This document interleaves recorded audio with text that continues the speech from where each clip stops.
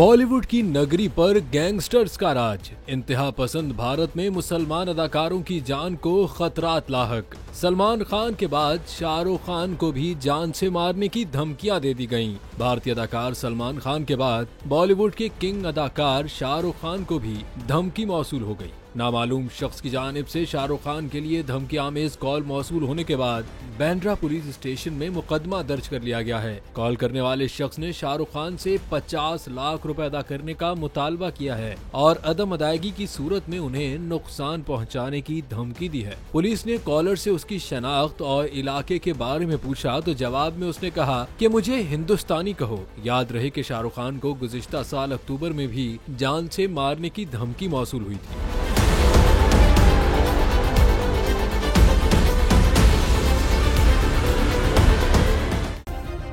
Subscribe करें और bell दबाएं ताकि कोई खबर रह न जाए।